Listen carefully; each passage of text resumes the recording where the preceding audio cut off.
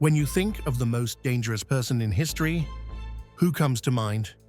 Dictators who started wars, or ruthless commanders? But what if I told you that a single man in history did more damage to the Earth's atmosphere than all those wars combined? The irony is, this man wasn't a monster. He was Thomas Midgley Jr., a brilliant engineer of his time, an award-winning chemist, and a hero loved by everyone. His only goal was to make our cars run quieter and our fridges safer. But while solving problems, he unknowingly left our planet two deadly gifts. First, he poisoned the air we breathe with lead, causing a drop in intelligence levels for millions of people worldwide. Not content with that, he tore apart our atmosphere's protective shield, the ozone layer. Thomas Midgley is the greatest tragedy in the history of science. And do you know the most terrifying part? Just as he slowly killed the world, he, in his own invention, would strangle him in his bed one morning. This is the story of the genius who accidentally destroyed the world, and the dark side of science. To understand this story, we need to go back to the 1920s, the golden age of the automobile. Everyone was buying cars, but there was a huge problem. Cars were making a terrible noise.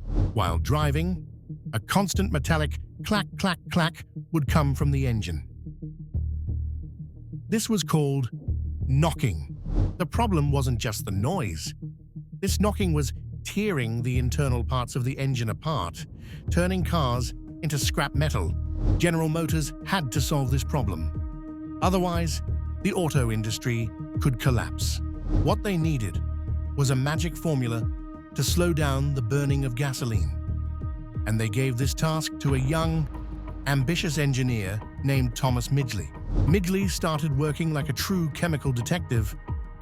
He opened the periodic table and started testing elements, one by one.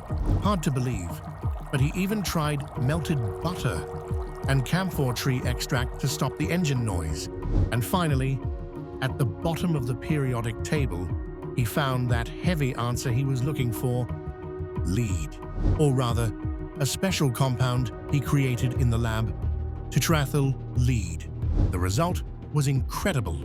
Adding just a tiny amount turned those noisy monster engines into machines that ran as smooth as silk. Company executives were overjoyed. Midgley was awarded medals. He was now a hero. But amidst the celebrations, there was a tiny detail no one asked, or perhaps didn't want to ask. If we take lead, a metal known to drive people mad and kill them since ancient Rome, and burn tons of it in gasoline, where would that smoke go? The answer was simple: straight into our lungs. And that is exactly where the horror movie begins. When the production of leaded gasoline began, disaster was knocking at the door. Strange symptoms started appearing in the factory workers. First memory loss, tremors, followed by complete insanity. The situation at the factory in New Jersey was so bad that the workers nicknamed the building the House of Butterflies. Why? Because the lead poisoning was so advanced that workers were hallucinating, trying to catch imaginary insects and butterflies in the air. Some even had seizures and jumped out of windows. 5 workers died in terrible agony, and dozens were sent to mental asylums. The public and doctors were outraged. "This substance is toxic. Stop it," they cried. So, what did Thomas Midgley do? He put on one of history's most daring and deadly shows. He held a press conference. In front of everyone, he poured that toxic liquid over his hands, and even inhaled the fumes deep into his lungs for a full minute. He turned to the journalists and said, "As you can see, there is no risk. I could do this every day." He was lying.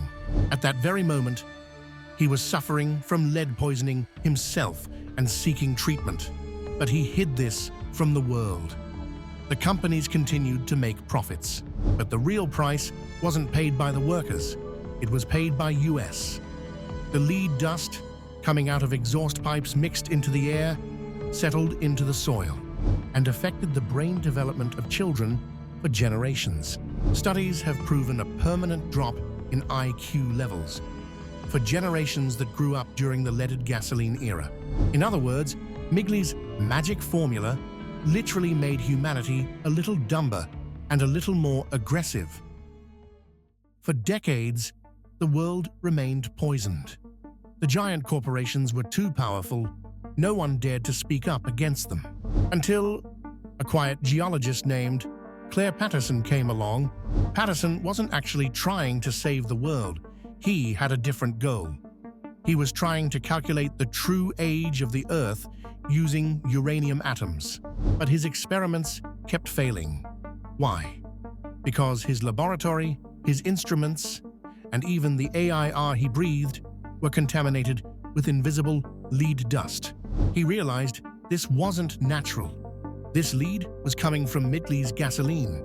Patterson decided to fight back, but it wasn't easy. The lead industry, the same people who hired Midgley, tried to destroy Patterson's career. They cut his funding, threatened him, and tried to silence him. But Patterson didn't back down. He traveled to the purest places on Earth, like the glaciers of Greenland, and proved that lead levels in the atmosphere had skyrocketed since cars were invented. Thanks to his stubborn battle, leaded gasoline was finally banned. Our blood lead levels dropped, and humanity was saved from being poisoned further.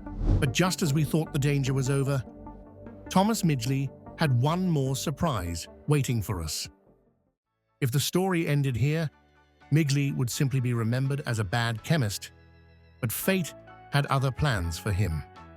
History was about to repeat itself. Years later, General Motors called him again. This time, the problem was refrigerators. The gases used back then were toxic, and if they leaked, they could kill people in their sleep. Midgley was asked to find a safe gas, and he did it again. In 1928, he invented a gas that seemed miraculous: Freon, or as we know it today, CFCs. It didn't burn, it didn't explode, it didn't poison people. It looked perfect. Midgley became a hero once more. This gas found its way into everything, from hairsprays to air conditioners. But there was another deadly detail Midgley failed to see. This gas was safe on the ground, but when it rose to the sky, it turned into a monster. Upon reaching the upper layers of the atmosphere, CFC gases attacked the ozone layer, which protects us from the sun's deadly radiation. The terrifying part is, a single CFC molecule could tear apart hundreds of thousands of ozone molecules. While trying to make fridges safe, Midgley accidentally punched a hole in the world's protective shield. That massive hole in the ozone layer was the beginning of a global crisis that would lead to skin cancer in millions of people. One man, two different inventions, and an intellect that brought the world to the brink of apocalypse twice. The end of the story, fittingly for the script he wrote, concluded with a bitter irony. In 1940, at the age of 51, Thomas Midgley contracted polio and lost the use of his legs. But he was an engineer. He didn't give up. To lift himself out of bed, he invented a complex system of ropes, pulleys, and levers. However, one morning in 1944, when his wife entered the room, she was met with a horrific scene. Midgley had become tangled in the ropes he had invented and suffocated to death. The most unfortunate inventor in history. Just as he slowly strangled the world and the atmosphere, he said goodbye to life by being strangled by his own creation. Midgley wasn't an evil man. He was just an ambitious man who used science without fully calculating the consequences. Looking back today, his story reminds us of one thing. Sometimes the solution can be far more dangerous than the problem itself. So, what do you think is the technology today that makes our lives easier? But our grandchildren will say they poisoned us with this. Is it artificial intelligence, microplastics, Or something we haven't even noticed yet? I'm waiting for your answers in the comments. See you in the next mystery. Take care.